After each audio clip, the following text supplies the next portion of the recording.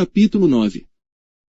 Então o profeta Eliseu chamou um dos filhos dos profetas, e lhe disse: Cinge os teus lombos, e toma este vaso de azeite na tua mão, e vai a Ramote de Gileade.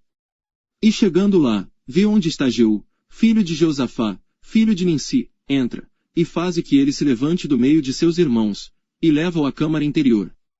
E toma o vaso de azeite, e derrama-o sobre a sua cabeça, e dize: Assim diz o Senhor: Ungi-te rei sobre Israel.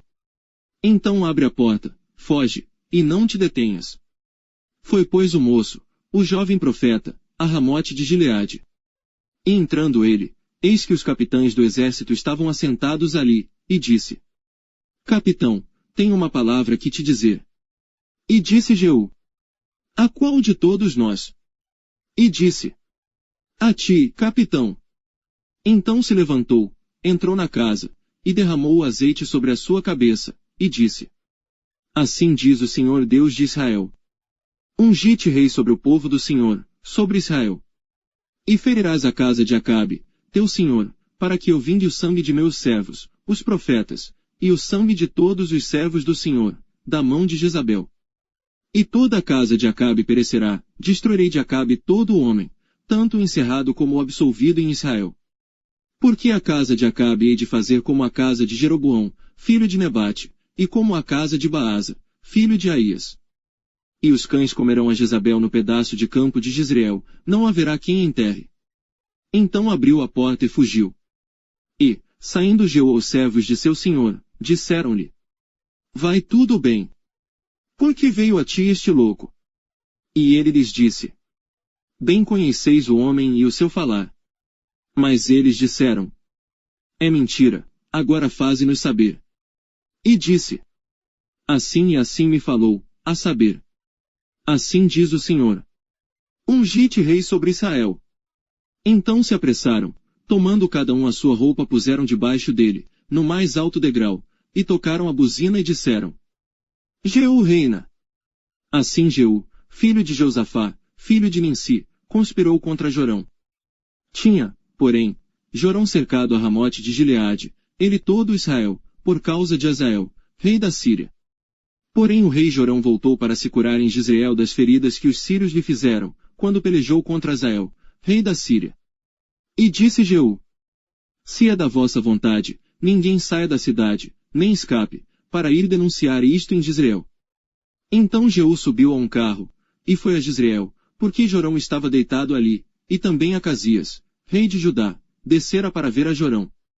E o atalaia estava na torre de Jezreel, e viu a tropa de Jeú, que vinha, e disse: Vejo uma tropa. Então disse Jorão: Toma um cavaleiro, e envia-lhe ao encontro. E diga: A paz. E o cavaleiro lhe foi ao encontro, e disse: Assim diz o rei: A paz. E disse Jeú: Que tens tu que fazer com a paz? Passa-te para trás de mim. E o atalaia o fez saber, dizendo: Chegou a eles o mensageiro, porém não volta. Então enviou outro cavaleiro, e chegando este a eles, disse: Assim diz o rei: A paz. E disse Jeú: Que tens tu que fazer com a paz? Passa-te para trás de mim. E o atalaia o fez saber, dizendo: Também este chegou a eles, porém não volta, e o andar parece como o andar de Jeú, filho de Ninsi, porque anda furiosamente. Então disse Jorão: Aparelha o carro. E aparelharam o seu carro. E saiu Jorão, rei de Israel, e Acasias, rei de Judá, cada um em seu carro, e saíram ao encontro de Jeú, e o acharam no pedaço de campo de Nabote, o jezreelita. E sucedeu que, vendo Jorão a Jeú, disse: A paz, Jeú. E disse ele: Que paz, enquanto as prostituições da tua mãe Jezabel e as suas feitiçarias são tantas. Então Jorão voltou as mãos e fugiu, e disse a Acasias: Traição a Acasias. Mas Jeú entesou o seu arco com toda a força, e feriu a Jorão entre os braços, e a flecha lhe saiu pelo coração, e ele caiu no seu carro. Então Jeú disse a Bidkar, seu capitão: Tomam, lança no pedaço do campo de Nabote, o jezreelita, porque, lembra-te de que, indo eu e tu juntos a cavalo após seu pai, Acabe, o Senhor pôs sobre ele esta sentença, dizendo: Por certo vi ontem, à tarde, o sangue de Nabote e o sangue de seus filhos, diz o Senhor, e neste mesmo campo te retribuirei, diz o Senhor. Agora pois toma-o e lança-o neste campo, conforme a palavra do Senhor. O que vendo Acasias, rei de Judá, fugiu pelo caminho da casa do jardim. Porém Jeú o perseguiu dizendo: Feri também a este, e o feriram no carro à subida de Gur, que está junto a Eblião. E fugiu a Megido, e morreu ali. E seus servos o levaram num carro a Jerusalém, e o sepultaram na sua sepultura junto a seus pais, na cidade de Davi. E no ano 10º de Jorão, filho de Acabe, começou Acasias a reinar sobre Judá. Depois Jeú veio a Jezreel, o que ouvindo Jezabel, pintou-se em volta dos olhos, enfeitou a sua cabeça, e olhou pela janela.